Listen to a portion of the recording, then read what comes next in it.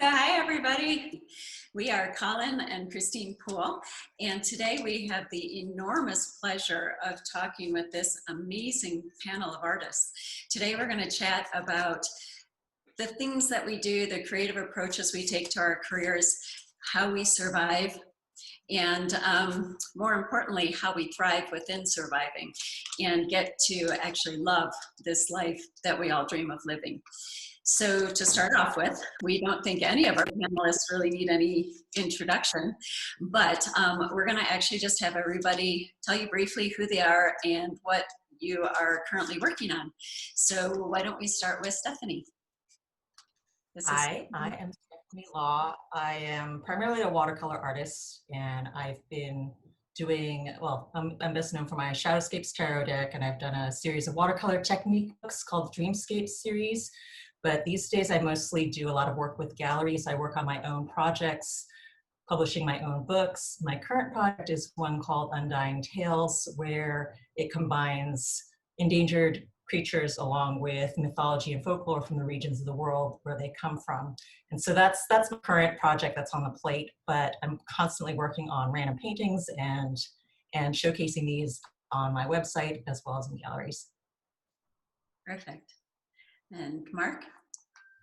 Hi, I'm Mark Newman. I'm a sculptor primarily. I work commercially, mostly in the pop culture kind of industry. I did a lot of work for Sideshow for many years, collectibles, doing a lot of the comic book characters and stuff at like quarter scale collectibles. I've done some movie character design work, not too much, years ago. I've also done a lot of work in some video game character design. And stuff like that. I also do my own fine art bronzes when I find time and money to have them cast and sell them once in a while. And currently now working on with a company, a pinball game company, doing a lot of sculpting a lot of assets within the game itself, which is kind of interesting and different for me.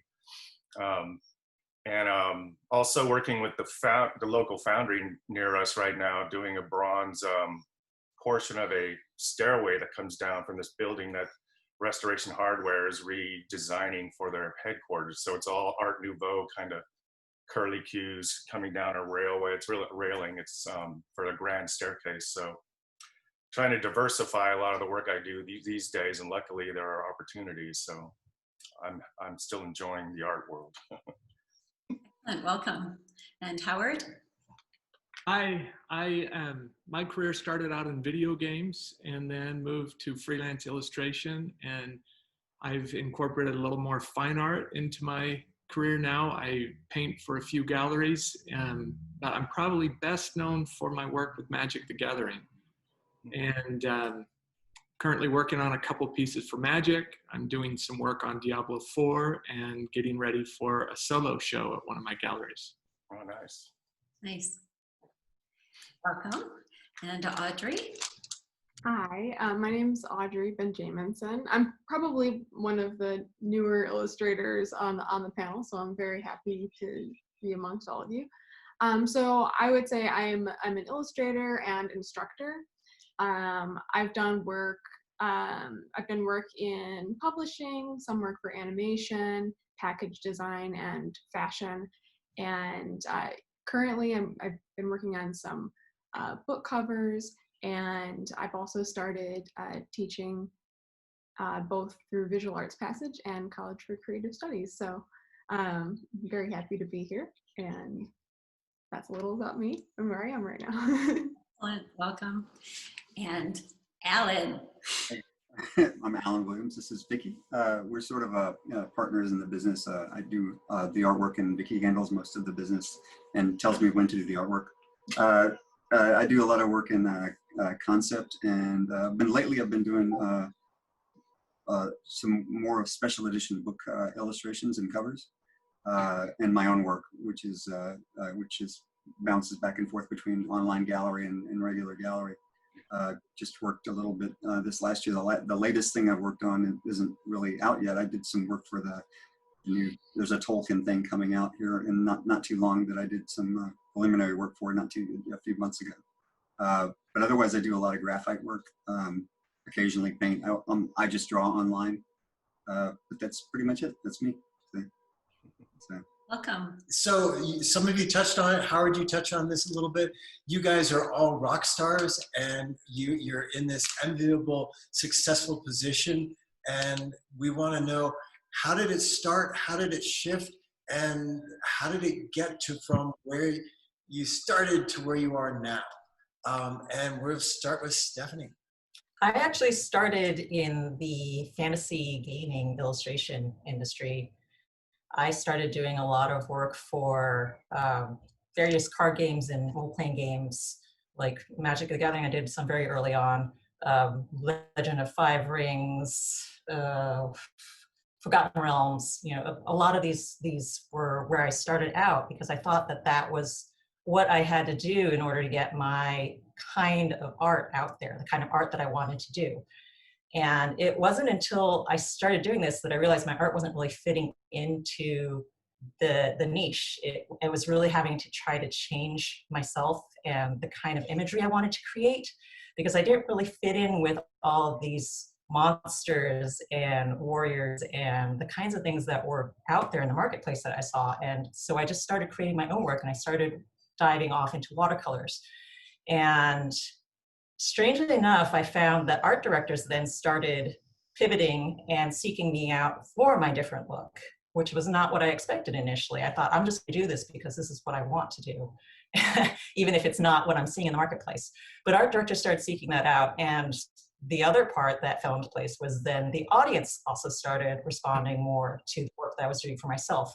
And this is when a light bulb kind of went on in my head, and I realized, oh, I can actually do the kind of art that I want to do, and I don't have to try to cram myself into some sort of box to fit into what I think the industry expects. And I started doing more and more of my own work, and over time, that became my focus. And I started doing less of work that was targeted specifically for others, and work that I felt was meaningful to me, and then finding outlets for that. And strangely, that all fell into place. It would happen that way. I would make the art, and then the audience for it would form around it.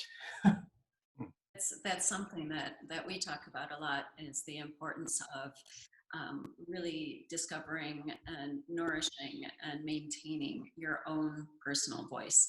And to me, it sounds like that's a consistent thread that you're alluding to, that you weren't getting a personal artistic fulfillment from doing work that kind of suited something else. So when you actually started to be true to you and your own vision and keep developing that vision, the world kind of rearranged itself around that to bolster that success. Yes?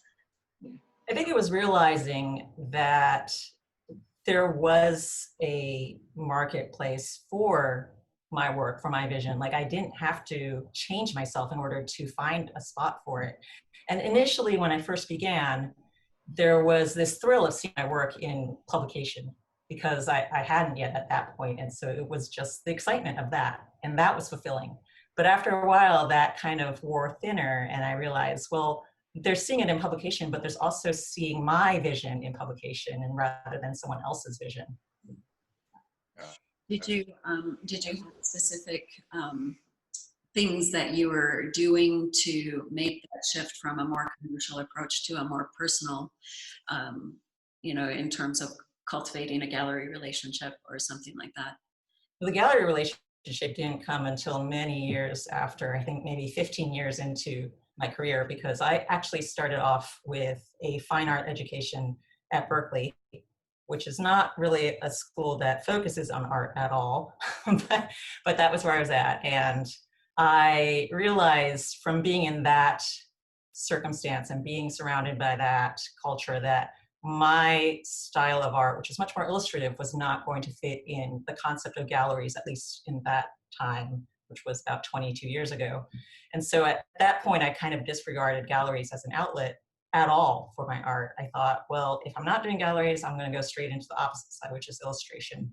And that's where I dove into the games and the whole fantasy illustration industry instead. And it wasn't until maybe 8 years ago that I realized that things had kind of changed in the world, and that there were now galleries that were interested in more figurative and illustrative and representational work. And I think that the culture has kind of shifted to accept this kind of work and to desire it as originals and as fine art and to see it in that way. Mark, similar question. How did it start? Where did it shift, and how did you get to where you are now? Well, I was actually an illustration major in art school, and I graduated there, and I was drawing and painting, and I had a sort of a cartoony style a lot, and it was not as exciting for me. I always was sort of sculpting on my own, and so 3D was a lot more fun. I could really just absorb myself into it. So and then I realized I want to be a sculptor, and I just went to school for illustration. Oh man! So I just started finding work. First went to this job board and found someone needed to sculpt these ceramic mask designs that sit on the walls. You know, you buy them as collectibles. It was kind of popular in the 80s.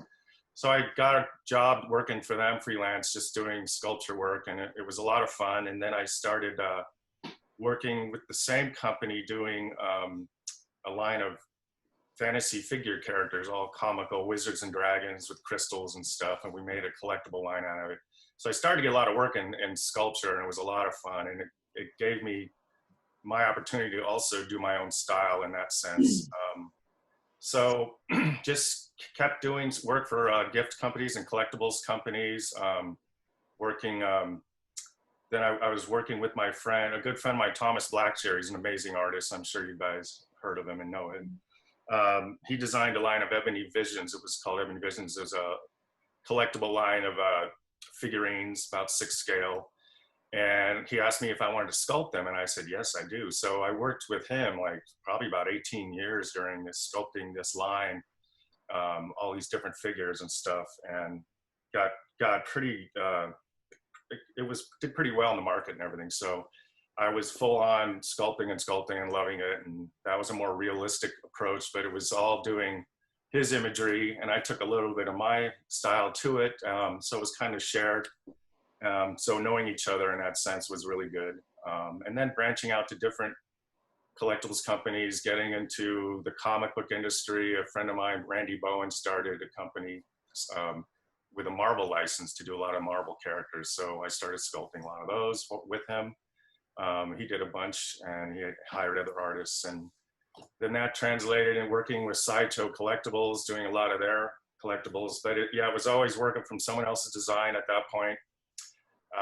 And with Sideshow, it was very collaborative. A lot of artists would work on doing a lot of design sketches. They decide on doing a final before they send it to the sculptors, and we work on that and add our flair. So it was always very collaborative, a lot of the work I've done.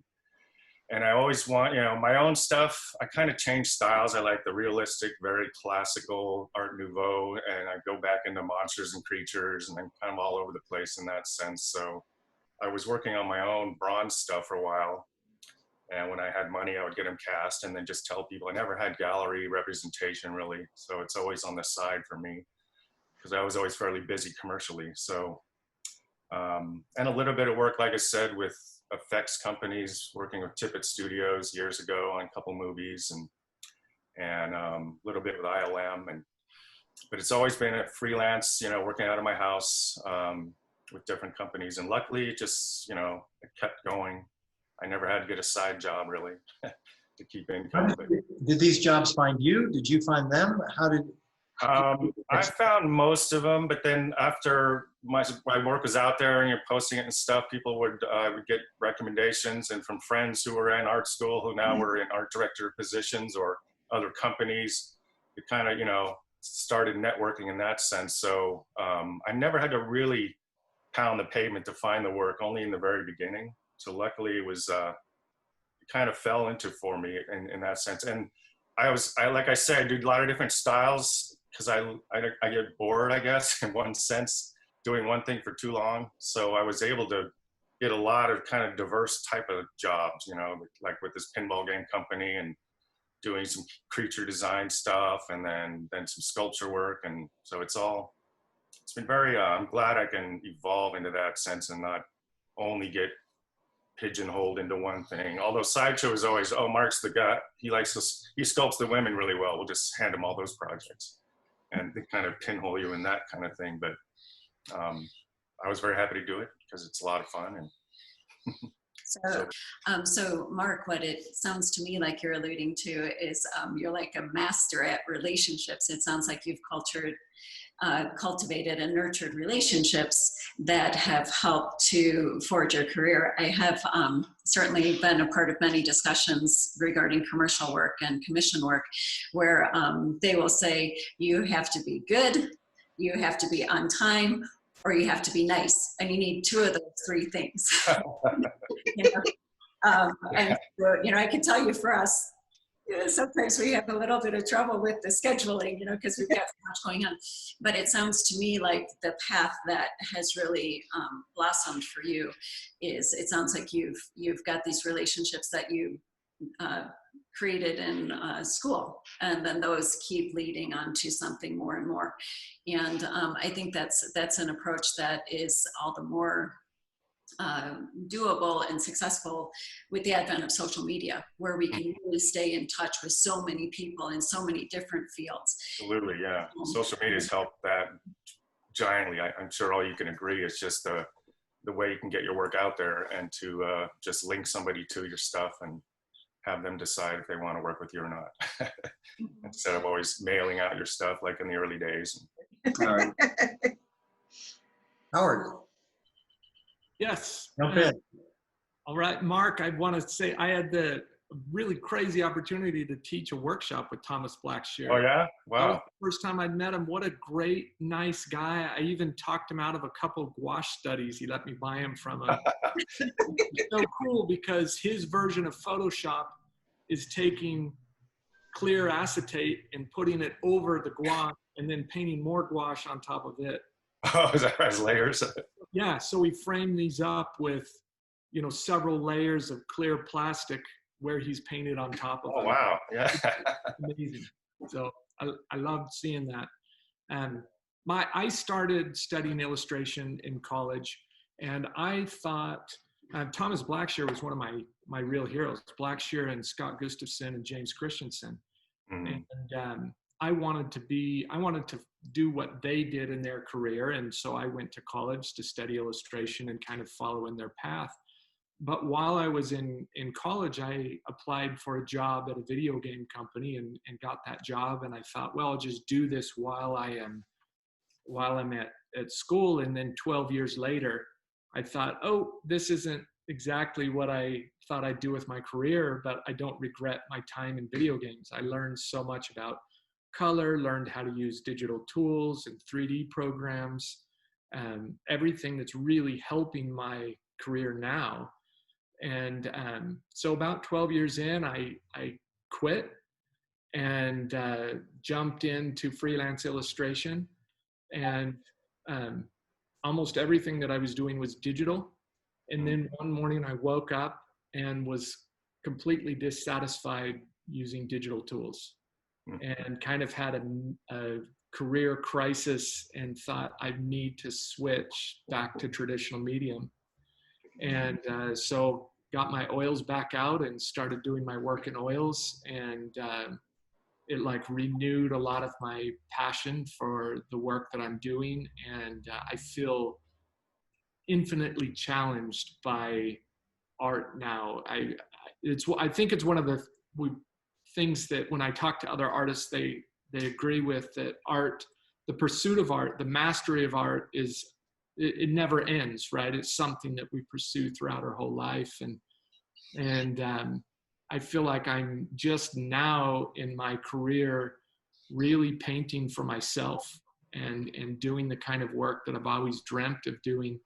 Beauty has always inspired me, whether that's beauty in landscape, beauty in still life, beauty in a portrait, and finding ways to explore that and look for my own idealization of beauty and express that and hopefully find an audience for it. So that's kind of where I'm at in my career now. I still do freelance, I still do commissions, but more and more, the majority of my work is personal work. Have you found, like Stephanie, that as you shift to your personal work and your personal vision and what really delights you, that the collectors fall in line and they're more enthusiastic about it? Yes, my most successful pieces that I've done, and when I say successful, I suppose where I've had enthusiastic response to, and then personally successful, where I look at it and I feel like, oh, this is something that truly represents me and my what uplifts me, what creates that feeling inside of my chest, my heart, that feels like energy, they're my personal pieces. And the great thing about doing an original work is only one person has to like it. Yeah. Find that one client. One painting and one client. All you got to do is get them to meet up. One of the things, Howard, that I kind of hear as a kind of a thread through your story that we talk about is passion. And that what I admire is that you, and actually all of you so far that have talked, have done something that you started with and you were probably quite passionate about, and it was exciting. And when you weren't passionate about it anymore, you moved on and you created something else that feeds that fire, feeds that passion. And one of the things that we say often is that passion doesn't need a backup plan. It needs planning. It doesn't need a backup plan, because if you continue to pursue the things that you're passionate about, you continue to be very passionate about being able to make that work for yourself. And I think that's where the creativity in the business comes in. And for any people who might be tuning in, who might be just a little bit older, passion also doesn't have an expiration date. So if there's something that you're passionate about pursuing, when you were a young person, that passion is still there, and you can certainly find it and dig it out. And we think it's very important that people express their voice, because nobody will ever see the world like you do. And it's a gift to the world, in this case, for Howard to be exploring his own personal vision and sharing it with the rest of us. Yeah. Thanks. I think being afraid, Go ahead. I think being afraid to change also, and to pivot how you're approaching your art, is a big part of it as well. Because it can be really scary to abandon what you know and what you know is successful for that time period. But to change and to grow and to shift your art, I think, is crucial. Mm-hmm. Yeah, I found that I had to do that with being a traditional sculptor all the time. Creeping into the commercial sculpture world and the collectible world was the digital work. And so after I was working as long as I could traditionally, until they were saying, we really need you to start working digitally if you want to keep working with us. Different companies were saying that. So I was fighting it for so long, because I'm not a computer guy much at all, but I just had to learn it on the job, and finding myself going, I love this, I hate this. A lot of I hate this, but then love it comes back and hate it. And now it's like to a point where I'm comfortable with it, and it's faster. Of course, art directors can edit and change things, or want you to change things a lot easier digitally. So that's a little frustrating, but just to evolve, just to keep getting the work, at least for, the commercial work. And now I can't imagine doing these pieces I do for like Sideshow that have all these parts. I had to cut them up, key them together so they could produce them, cast and mold and paint them. But to do that physically now would just be like, oh my God, how did I do that for all those years? Because it's so much easier digitally. And luckily the passion is still there. I can't sit as long in front of a computer screen without having to get up and walk away from it and then come back. But when I'm always working in clay, I could sit there all day long usually and just keep getting lost in it and finding new passion every hour or so. So I don't think any of the other panelists can see the chat, but we've got it running on the side, and people are just saying the most touching, beautiful things about all of you. It's amazing. I particularly like the one that said that Audrey looks like a badass. Yeah. She's always looks like a badass.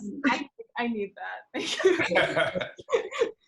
So just really quick though, even though we're not doing questions right now, Yuri had just asked, but how to find that passion when you have no idea what drives you. And I think, Mark, you were just touching on that in your heart, when you have an idea and you go on this flight and you're like, oh my God, I'm going to do this. And oh, it's going to be amazing, you know, and then you start doing it and it's not easy and it's not working, and it, you know, the passion can kind of tone down. But what you're talking about, Mark, where you're like, you know, I love it, I hate it, I love it, I hate it. I think that happens in your work too.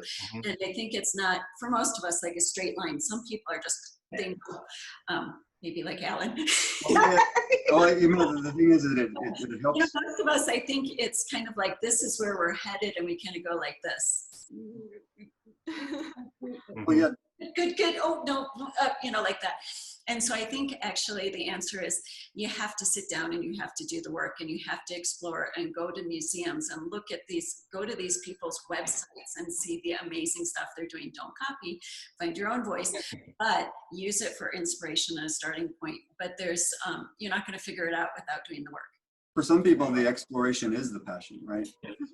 There, for a lot of artists, and I find myself going back and forth into different things where I specifically want to do something, but sometimes I'm sitting here and I think, what do I want to do now? And whenever I have that question of what do I want to go towards, then it's just a matter of experimentation and exploration, and that in and of itself, that process is full of passion in and of itself and a valid direction to go in, right? Because you don't really have to know where you're going as long as you enjoy the ride. You know, you just keep enjoying your process and becoming more familiar with what you like to do. And you can either tailor it towards a direction or you can follow it. You can lead it or follow it. Either way it works, right? Doesn't your website have a quote on the front page about wandering? Yeah, I said, I've wandered so long, I no longer feel lost. So that's the thing. I'm comfortable with the question. I'm comfortable with not knowing where I'm going as long as I'm moving. You know what I mean? As long as I'm exploring something or trying to find out something about the work that I'm trying, or just involving myself in the process sometimes is enough to get me going in any direction. Can I buy your t-shirt with that? Do you have a t-shirts with that saying I can buy off you? I love that. Nice. That's how we make money. Monetization. That too. Alan, since you're already in the hot spot, why don't you jump in? How did it start? And I started like, what was it in the in the 80s? I started doing professional work for gaming companies like RPG games like what was it, Car Wars and White Wolf, and I actually used to do work for Dragon magazine when it was still a magazine. Right. And because when I started, that's the only thing I knew the artwork from. The first art books that I had were for Zeta and Geiger, and when I tried to figure out stuff, about what can I do with this, the only thing anybody could tell me back then was, you can either go be a postmodern fine artist or you can be an illustrator, and illustrator seemed like the thing to do. So I started looking at where I could do that, and that was your contract stuff. That was the contract stuff, but we used to also, at the same time, I met Vicky at a convention and an art show, and I found out you can mail your personal work, especially fantasy-based personal work, out to different art shows across the country. And for years, that's what we did. We just, every weekend, we had a show that we mailed artwork to, that they would hang up, and then people would post bids on it and sell it, and then they would basically send us what didn't sell and the check. Which, if you do enough of that, it was pretty good at the time, because we didn't really have much cost of living, right? We would eat ramen noodles 3 times a week, and I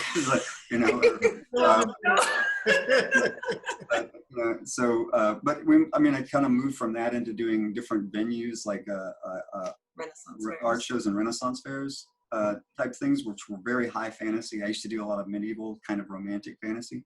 And then around, I guess it was around 2000, we had kids, and I started thinking really seriously about my work ethic and what I hadn't gotten done and what I really wanted to do. Speaking of trying to find a direction, I specifically didn't find a direction until I actively started noticing or thinking about what I wanted to do at first, right? And I started collecting a lot of imagery, and I figured out what it was about the imagery that I looked at that it compelled me to look at it. And then I thought, that's probably something I want in my work. Right. And so I started, going online a lot and seeing what people were doing. And I got really motivated from seeing all of the stuff that was, coming in now all of a sudden from around the world, you could suddenly, around 2000 for me is when I started becoming aware of concept art and everything that you could see online, right? So I started doing like the online challenges at like conceptart.org and things like that for character and creature of the week. By 2010, he had basically painted himself out of our venues of Renaissance festivals into the newer work, or the work that is now more recognizable. I didn't actually start doing concept work until 2010, and we went to when we went to Comic-Con, and that was the first year I put up character and creature designs that I had done for myself, and some magic work too that I had done. I'd been doing a lot of magic work up until Magic the Gathering work up until then, and that was the year that I walked into my booth on Sunday morning, and Guillermo was standing in my booth. That's my lottery win story.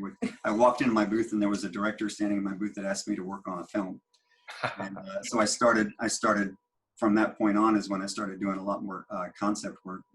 And I also started getting braver about my own work, because the stuff that he liked was the stuff that I did for myself. He appreciated the stuff I had done illustration wise for other people, but he really only paid attention to my own work. And that's something that I've noticed over the course of the years, is that I can, you do professional work, which is bound to a brief for someone else, but you're most likely going to get noticed for the work that you do that is just purely yours. And sometimes they'll hire you for that and you won't get to do it. You get to do something that's more along the lines of what someone else wants, but it's those things that get you noticed. Right, because you always would do your own work. Yeah, no matter what contract work I've ever had, I've always kind of tried to pursue my own direction too. Sometimes I think it's in response to actually having to do contract work, because it's sort of like, I have to do this, so I'm going to play on this at the same time to keep my sanity. So one of the things I've always tried to maintain with all of this is I'll do the work and grow in the directions that my business needs me to, but I will not leave behind the stuff that I like to do. And I won't leave behind the stuff that I really want and to consequently, our business has changed to follow his lead. Yeah, so now most of the work that I do is work that is based on my work. Like all the tool posters and stuff that I did this last year were all my own personal work that I didn't have any, they just asked me for what I do. And so I had those 4 posters that went out, and they did pretty well in terms of my business. But I always have more fun, obviously doing, my own work. But you still have that, that business part of your mind that says, yeah, but you still need to do some contract work because you want to be there, But anyway, that's how we got to the point we are right now. We're probably, I don't know, 80% of the work that I do or our living comes from my work, and then about 20% comes from contract work. Nice, that's great. Audrey, jump in. All right. Well, I guess, for me as, just a kid growing up, influences, I always had this, this sense of in the 90s and early 2000s, the stuff that I would see, in the books that I would read. My uncle was always bringing me art books. I just wanted to know what it was like to be the people that made the stuff I liked. I always had this really interesting relationship with focus and distraction as a young person too. And I found that drawing and painting was definitely a place where I could feel more comfortable about my identity and my just the way that I could communicate with people. I always felt like I could stronger relate to my peers and instructors and even family through creating images, versus writing or verbal. So that's I think where it started for me. And so I went to college at Ringling College of Art and Design. I'm from Michigan, so I wanted to take a chance and go somewhere else. After going to Ringling, it felt really cool because I was just among so many young people who sort of felt like they had similar paths, where they just put in that little extra effort, and they just wanted to see what it took to be on the, to be on the other side of appreciation and creating. But I didn't exactly know what I wanted to do with that career-wise, and that always, like, during that time, it kind of bothered me that I always felt like when I was creating, I knew exactly what I was doing when I was in the thick of it. But as soon as I was out and somebody asked me, what do I want to be doing with it? That's when I always felt confused. So I decided to direct most of my energy into the part that I just felt confident in, which was the doing.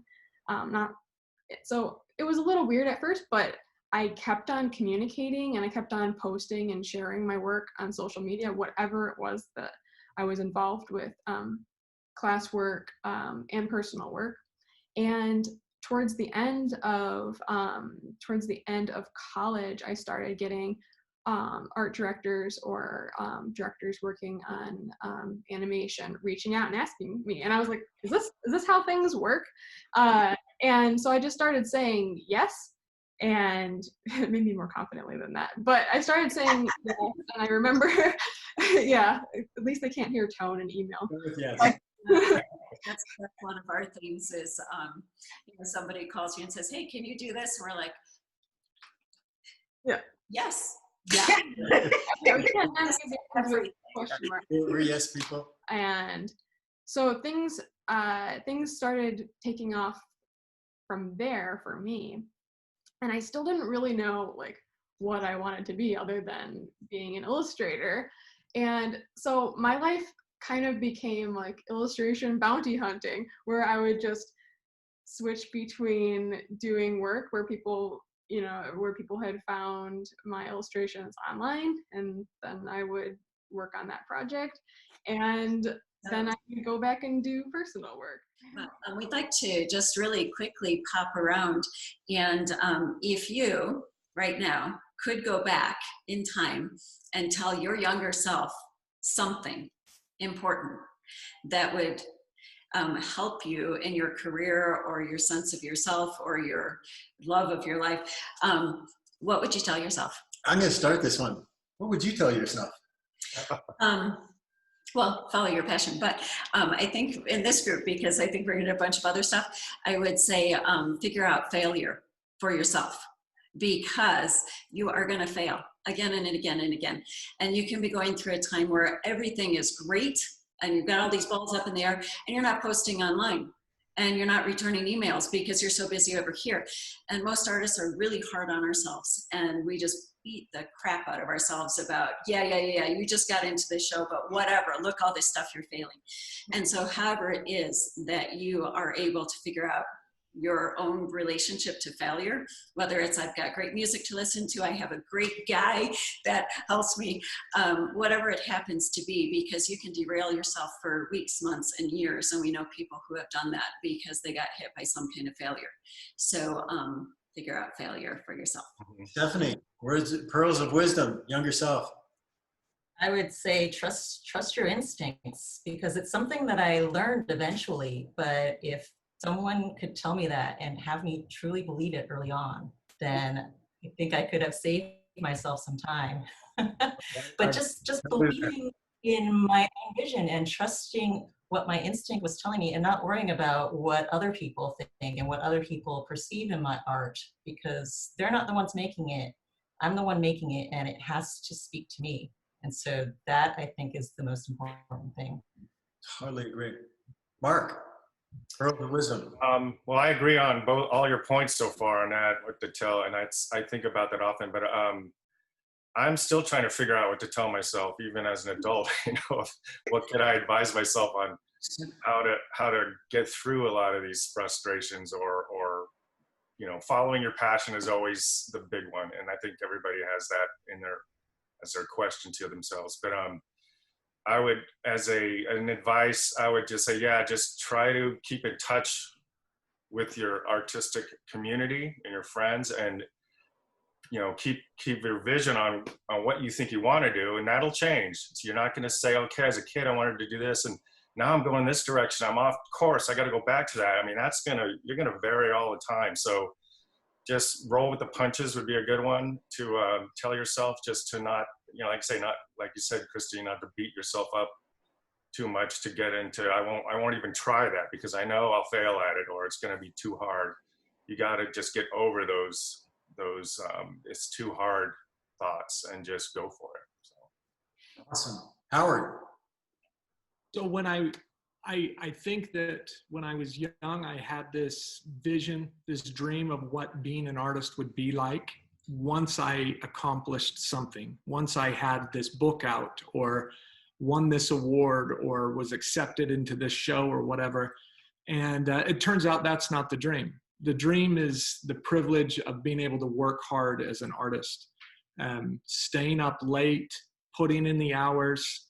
That is the dream. Like that is the great payoff of being an artist, is being able to do that all day and work really hard. Most days in my studio, I'm in my studio 12 hours. That's the dream. And I didn't know that when I was young. I thought that if I won this award or did this or that, that's what I was aiming for. That was wrong. Sleep is for other professions. Yeah. What's that? Sleep is for other professions, not Why sleep when you could be in your studio painting? Yeah. Audrey, your younger self, which was yesterday, what would you tell yourself? I guess, I mean, I tell myself a lot of things, but maybe love the process as much as the finish. Great. Love it. Like fall in love with because I feel like a lot of times when, you know, you have a portfolio full of pain, it's kind of hard with, you know, looking back. Most of the time where you're creating is the process work and not the polish. So find that love and find something that doesn't feel so painful and just has a bit more love in the middle area of yeah. Ellen, you're last. You've had plenty of time to think of this. I have two. Is that okay? All right. So my first one is, don't wait for permission to do the kind of work you want to do for yourself. Don't wait for anybody to tell you it's okay to do it. Don't wait for anybody to approve what you want to do. Do the work you want to do for yourself as soon as you decide you want to do it. Don't wait for somebody to tell you it's okay. The second one is, spend as little time on thinking I could do something as you can, and get as quickly as you can to I am doing that thing. Flip the switch from I could to I am as fast as you can. And then you will be doing it. And then you won't have to worry about I could have done it. Mm-hmm. Yeah. Those are my two things. So. And Colin? Jump in. I guess, can I have two too? Since we're doing that. The first one is one that Stephanie and actually all of you have said it in different ways. Have faith in your own voice. I think that's critical to follow your own, what's inside, what's in your heart, what's your own passion. That is the sort of the takeaway as the most important thing that I could pass on to my younger self. The other is dive in with two right away. And I've always been of the mind that, so that Alexander the Great, you show up, you burn your ships, and you fight your way home. This has not been a fight. This has been a joy. It's been a pleasure. But there is no backup plan. It's what Christine said as well. There's never been number two. There's another way to do it. If this doesn't pan out, now what do I do? There have been plenty of pivots, and Stephanie talked about that as well, where you shift and you change according to your passion and where you're going at that time. But it's all in one direction. It's where you want to go. And it's been a pleasure. And just to kind of wrap that up, sometimes when you get really disappointed with something, for younger people who are watching, sometimes what I've done is a little mental thing where I'll look at the thing that I'm feeling upset about right now that I've just made, and I'll imagine myself as a young kid in art school and imagine walking into gallery seeing that piece. And I would have said, oh my God, if only I could do that, I would be happy. But when you can do that, there's still a gap between now I'm able to do this, but where I want to be is here. And so you always have to be okay with there being a gap between where you are and where you want to be. And you also have to give yourself a little bit of slack, you know, and think about your younger self looking at, you know, where you've gotten to. Right. So on the, Questions? yeah, questions. So chat people, if you want to barrage us with questions. There was an earlier question about feeling pressured to do work faster because they have to do it for commissions and they have to get these posts out on social media and they have to keep feeding the fire. So what do you all feel, or some of you feel, about pushing yourself to work faster? I don't know what that means. He doesn't work faster. He doesn't. Sometimes there's a lot of pressure for it all the time, but if you keep running on a treadmill, you don't have time to actually be creative and to do your best work. So you need breathers. You need space for your art to breathe and to be. And if you're just constantly running from one job to the next, like taking commission, and you don't have any space in between to just absorb and to let your own work, even if it is all commission, just to let some space for your own ideas to creep through into that, and your own voice into whatever work you're doing, then your art suffers, I think. So you need to find some way to slow that down. I know it's hard sometimes, and I know that social media makes this constant pressure of create more stuff and create constant output, create constant things to show, to put out there, but you have to step back from that sometimes. Yeah. Yeah. You have to convince art directors that you need the time to put in if you really want a good job out of me. Mm-hmm. We have a question here. Do you have advice for artists starting later in life? Howard, you've got the most gray in your beard. You're up. What do you think? You know, I will speak to my wife's experience. My wife is also an artist, and she started 5 or 6 years ago and is now in 3 different galleries and is working hard. The advice is to do it. Like, get started. Don't wait. It's a wonderful career. I think honestly, it's the best career in the world. I work in my studio. I listen to audiobooks. I listen to my favorite music. I'm working here with my wife. I'm at home when my kids, you know, when they were growing up, when they left for school, when they came home from school, it's the best job in the world. So whether you're starting at 15 or 50, get started. Yeah, I don't think age is a limitation at all to any of them.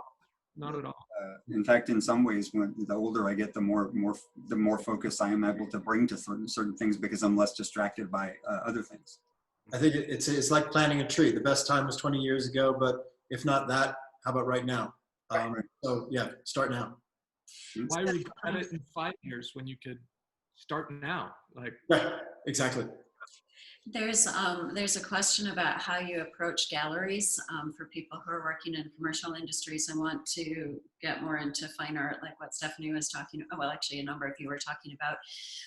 So maybe we could talk about approaching galleries. And since so many people had their start in something like Magic the Gathering, perhaps if you want to jump in with a couple words about how do you get started with that, since so many people seem to have their starts there. Galleries and Magic the Gathering. Who's first? I started with Magic the Gathering in the second set of cards they made in Ice Age. And I was literally, it was like one of the first projects I ever got to do as a beginning artist. It was like early 90s, I guess. Yes. And I did a lot of cards with them in that, but that was because I knew the art director and we had met them at shows. You know, we had gone to different conventions and networked with some of the gaming companies and stuff that way. In terms of the gallery stuff, it's so far talking to galleries has been much like talking to anyone else. Is you send portfolios out to the galleries that show the kind of work that you do. You know, and if they say no, next year they might say next. Right. Yes, and the one of the easier ways to get involved in galleries is getting to group shows. Try to if somebody's having a group show or an open call, submit to that. That's the fastest, easiest way to get in, I think. I think also it's a huge question too. I mean, there's a many-pronged answer to it. You don't show up at a gallery with a portfolio.